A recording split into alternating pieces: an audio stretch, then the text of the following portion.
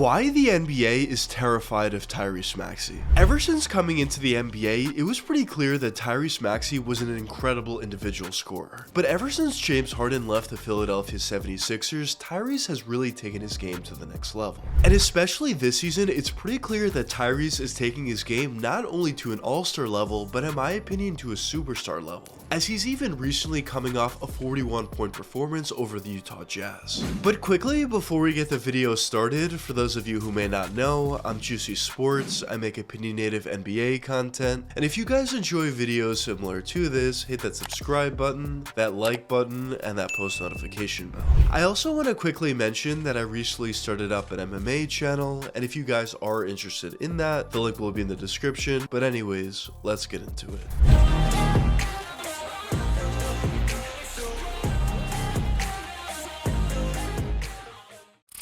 Tyrese Maxey was drafted with the number 21 overall selection during the 2020 NBA draft by the Philadelphia 76ers. And when Tyrese was originally coming into the NBA, the expectations actually were relatively high based upon his draft selection. Coming into the NBA, a lot of teams, and specifically the Sixers, saw Tyrese as an extremely talented offensive scorer. And due to that, a lot of teams thought he could eventually blossom into a six-man of the year type player. Because a lot of times when you talk about guys that fit into that six-man type role, you talk about point guards or shooting guards that have a great ability to score the basketball. But at the same time, you talk about guys who sometimes, not always, but sometimes don't have the best ability to facilitate out there. And coming into the NBA, Tyrese was definitely seen as more of a scoring guard than a facilitating guard. So coming into the league, he definitely fit into that six-man type role. And once Tyrese actually made it to the NBA, it was pretty clear that the Sixers had a real scoring threat in this guy. As in his rookie season, Tyrese averaged 8 points per game on 1.7 boards and 2 assists. Now obviously those numbers aren't all that impressive, but you do need to consider that he wasn't getting the most amount of opportunity in his rookie year, only averaging 15 minutes, and also considering it was his rookie season.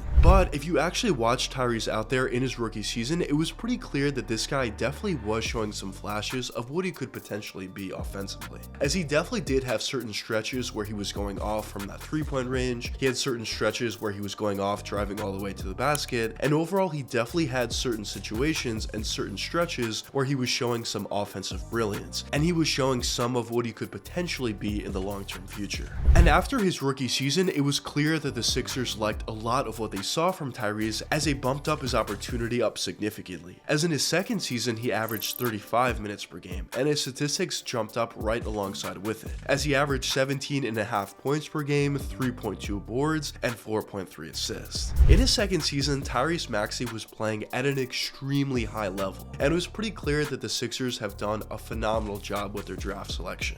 Tyrese was absolutely thriving in his new role. He was doing a really nice job at scoring from that three-point range, driving all the way to the basket and scoring for himself, and even something that a lot of teams didn't necessarily expect from Tyrese, but he was even doing a pretty nice job at facilitating at times. Now obviously at that point, and still at this point, I wouldn't consider Tyrese Maxey a pass first point guard, but at the same time he was doing a really nice job at improving that aspect of his game. At certain points where he was getting double or triple teamed, he did a really nice job at finding open guys out there for open looks from the three-point range, or open looks for backdoor cuts to the basket for wide open dunks or layups. And after the significant improvement we saw from Tyrese in his second season, he never looked back from there. As in his third year, he averaged 20 points a game on 2.9 rebounds and 3.5 assists, and so far this season he's averaging 26 points per game on 3.5 boards and 6.4 assists. And I mentioned this in a lot of my videos, but when you see players, especially young players, making improvements season after season, what that tells you more so than anything else is, of course, they're extremely talented, but they also work extremely hard on their games. And it's pretty clear that Tyrese Maxey is definitely one of those players, because when you look at where he was at when he originally came to the NBA, definitely a decent player, definitely had an ability to show flashes of what he could potentially be, but at the end of the day he was definitely a bench player. And fast forward to where he is now, where in my opinion I definitely think he will eventually be a superstar player, and I think in certain stretches even at this point he's playing like a superstar. It's pretty clear that he's come an extremely long way.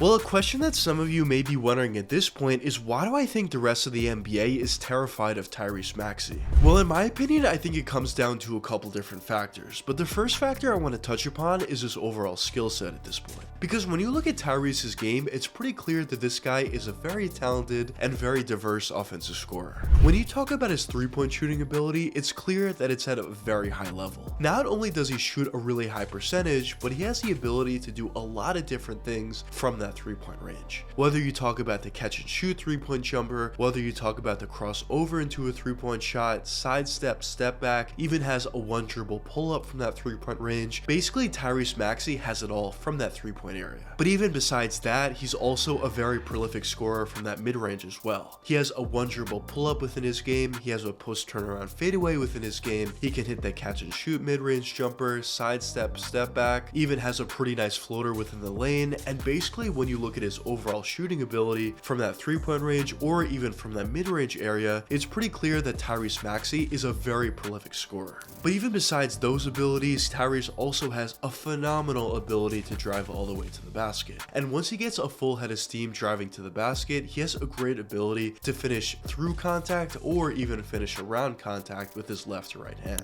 So basically, when you look at Tyrese's overall offensive capabilities, whether you talk about his shooting ability or his driving and finishing ability, it's pretty clear that this guy is not only very diverse, but he's also an extremely talented and extremely efficient scorer from all three levels of the court. And in my opinion, when you talk about a player who's that diverse as Tyrese is, but he's also as good as Tyrese is at all three levels, now you're talking about a guy who's extremely dangerous to opposing teams, because it now becomes that much more difficult to defend this guy, because any area that he's at, he's extremely prolific. But of course, even besides his scoring ability, he's also done a really nice job at adding that passing and playmaking ability somewhat within his game, and I think the overall package of what Tyrese is at this point is extremely dangerous and extremely scary to the rest of the NBA. But the next reason that I want to touch upon for why I think the league is scared of Tyrese Maxey is due to the overall improvement that he could potentially have in the future. Because as I mentioned before in the video, Tyrese has improved his game significantly as compared to where he was when he originally got drafted compared to where he's at now. And of course, still at this point, Tyrese is extremely young, so you would expect this guy to get even better in the long-term future. And in my opinion, I think he has a chance to get a lot better. And when you think of the prospect of this guy getting significantly better, of course that's going to be terrifying to the rest of the NBA, especially considering the Sixers already have a pretty solid roster. Of course, having Joel Embiid, who's one of the best players in the NBA clearly, and if you add another superstar in Tyrese Maxey that's extremely young, of course, at this point as well, alongside Joel Embiid, of course the Sixers are going to be a very difficult team to stop and a very dangerous team in the playoffs. Now, of course, I know Joel Embiid is injured at this point, and we don't necessarily know when he's going to come back, but regardless of that fact, in the long-term future, Embiid is going to be playing alongside Maxey, and of course that's going to be a very difficult prospect to defend. But I guess only time will tell what does end up happening, but I will say I am extremely excited to see what does. But anyways, let me know what you guys think in the comments. Do you think Tyrese Maxey has a chance to be a superstar in the NBA, or do you not think so? But anyways, I hope you guys enjoyed the video, and if you did enjoy, check one of these two videos popping up now, and until the next time, peace out guys.